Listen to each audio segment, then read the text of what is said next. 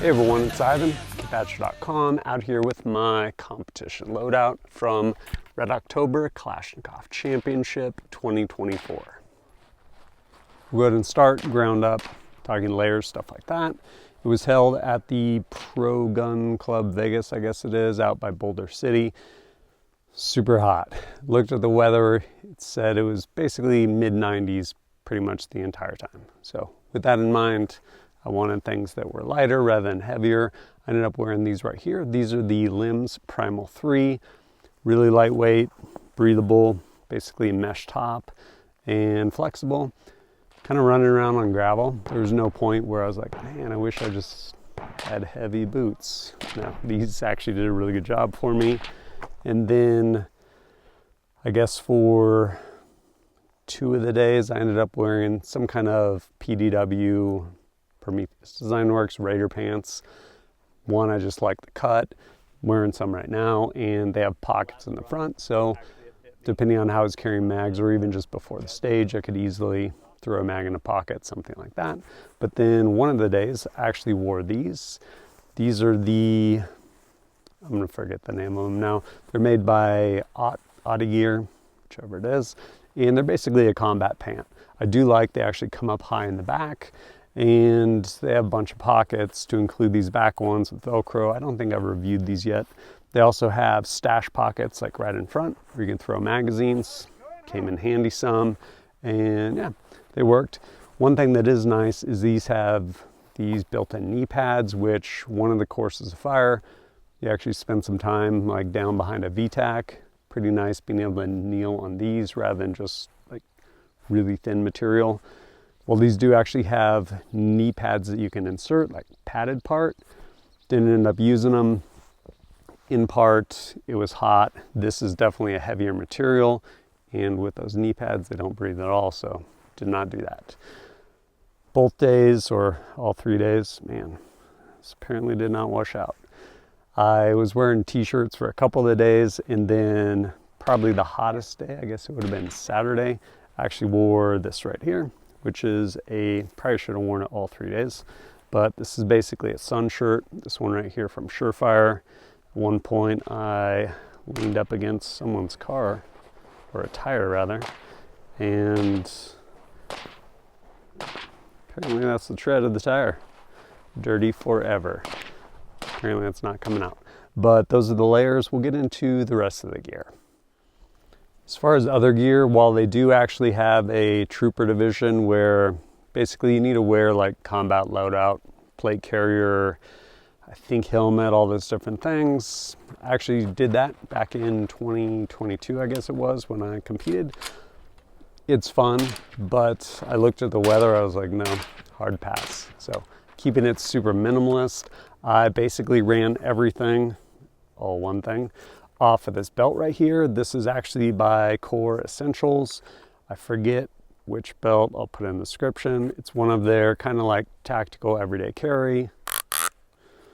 Awesome adjustment. It was really easy to adjust throughout the day, keeping everything nice and tight, and yeah, did not move. Plenty of rigidity to carry, probably a lot more than I actually carried on there, because this is what I carried. So right here is a Spiritus Zestava pouch, and inside of it with Velcro is one of these right here. This is actually a mag pouch made for my buddy over at Carey Concealment, and what's nice about these is, one, retention's good, but they'll hold pretty much anything. And when I say anything, I mean because of dimensions, especially with AK mags, that piece sticking out there. Lots of times if you just throw a elastic insert, that gets caught. Suboptimal. So these actually do a great job. Again, I decided I only needed one, carried in this Zestava pouch. It's basically one of these lined with Velcro, and so it worked really good for either my AK mags, 5.56, or, get in there, or 7.62 mags, so 308 mags. Well, 6.5 Creedmoor mags, but SR25 pattern mags, it'll fit those, or obviously AK mags, either these or 7.62 by 39. So Pretty super minimalist setup.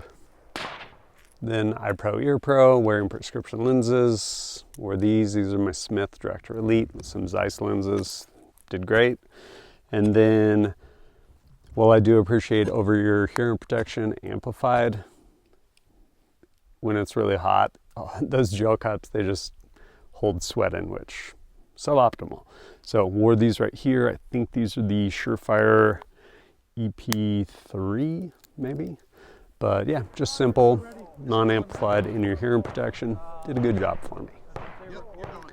Which then brings us to guns, plural. So shot in 2 divisions. Yes, it is Red Oktober Kalashnikov Championship, but they actually have a Gulag division where you can shoot basically whatever you want to shoot. And sometimes I'll shoot guns because I need to review them. Sometimes I shoot guns just because they're fun. This was kind of 50-50.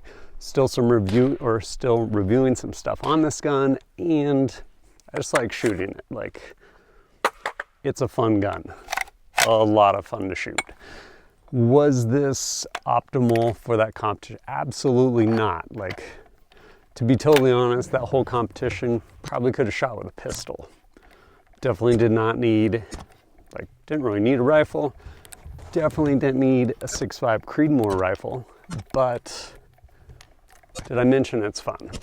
So this right here was my Scar 20, got from Shooting Surplus. Tons of upgrades to it. Most recently, I actually just got this Lahar from Aero Precision. It's their regular one, not their short or their long. Have a Plan B from Q on there. Adjustable gas block, Scarborator. This barrel was cut down by Parker Mountain Machine. This new rail from Connected Development Group, M-Lock. It's actually really nice. And yeah, tons of other things to include this lower from Lingle Industries. Haga Defense adapter, B&T Stock. D50 with 6.5 Creedmoor. Pretty much started every stage with it. One thing I will say that I ran into, I don't know why, but there it will. Generally, and maybe it is definitely not full, there's a few rounds left in it, but it would not seat with the bolt forward. So there was 1 or 2 stages where I think I had to start with the mag out, and man, I fought and could not get this thing seated until I actually locked the bolt back and basically got rid of the pressure from the top round. Probably has something to do with how much pressure because of the spring in here, but I did run into that. Other things worth mentioning.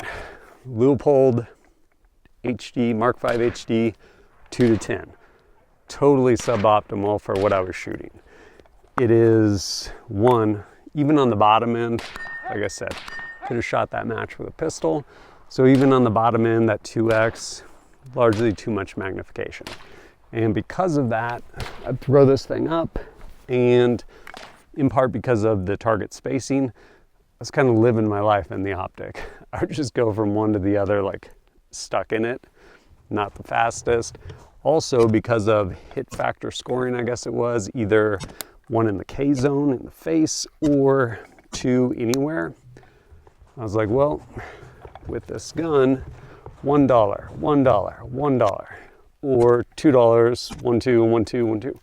I'm like, I'd rather spend $1 per target. So pretty much headshots only, unless occasionally I'd be like, man, that did not feel right when that shot broke. So I'd come back to it. Or there were definitely a couple times when I was like, I'm probably good with that. It might be a line burner. It wasn't. So I got basically an alpha and a miss, unfortunately, but yeah, still a lot of fun to shoot. And lastly, my other gun. This right here is a Zestava. It is chambered in 5.56, and I actually do not own this. Borrowed it from my buddy, Bill Rapier. Back here we have Magpul Furniture, and then SLR Rifleworks, their rail. Right here I have the Surefire Turbo Scout Light with the 100 Concepts light cap. Flip that guy off. And up front, a true unicorn, 14x1 left-hand thread Surefire flash hider, because I want to shoot my RC3 on it, which I did. Boom. And then back here, Hollow Sun, whatever, 403 Romeo, 2 MOA red dot. And oh, also on here, this is, I forget which model, but VTAC Sling, Viking Tactics. This was honestly a lot of fun to shoot. I will say I did run into some issues. I don't know if they were magazine related or gun related, I guess, or the way they played with each other. As far as ammo, I was actually shooting the 77 grain open tip match from AAC, which crazy enough. So why did I shoot this gun? Well, one, I want to put some more time with this RC3, and it's fun shooting AKs. I do own an AK, amazing quick hatch from Rifle Dynamics. Already reviewed it, and unfortunately it's chambered in 7.62x39, which is, as it turns out, really expensive. You can get 77 grain open tip match for cheaper. So ended up shooting this. Again, aside from, yeah, I'm not really sure. And in the middle of a match, especially when it's like, I don't know, sub 45 second like run time, that's not really when I'm gonna stop and try and diagnose like, hey, what's going on with this magazine? I shot it before, mainly zeroing and stuff like that. Didn't run into any issues, but yeah, ran into a couple in the match. Did it break the match for me and keep me from the podium? No, me going slow kept me from the podium. I had a lot of fun though, shooting in the night match also with this turbo. It's actually really fun. This thing puts out a lot of light, tons of fun shooting that. And yeah, overall, like, I mean, I showed up to have fun, and I did have fun. And yeah, this was definitely a pretty rad gun to shoot in that. Coming away from that competition, is there anything I would have changed or done differently? No, not really. Keep in mind, yes, totally recognize suboptimal. One, it was fun to shoot, and part of me reviewing stuff is largely using it in less than optimal conditions. And yeah, absolutely worked. As far as this guy right here, malfunctions, would rather not have them, but still good reps. Again, the outcome of that competition wasn't tied to, or there was no expectation tied to the outcome. I was just there to do the thing, and got some really good reps clearing malfunctions like under the stress of competition. So no, still good. And man, this can actually sounds really good on this gun. This one does too, actually. Got a bunch of compliments, but overall really fun, and yeah, good time out there. If you're interested in checking any of this stuff out, there'll be links down below. And yeah, as always, thanks for joining us at kitbadge.com. Look forward to seeing you next time.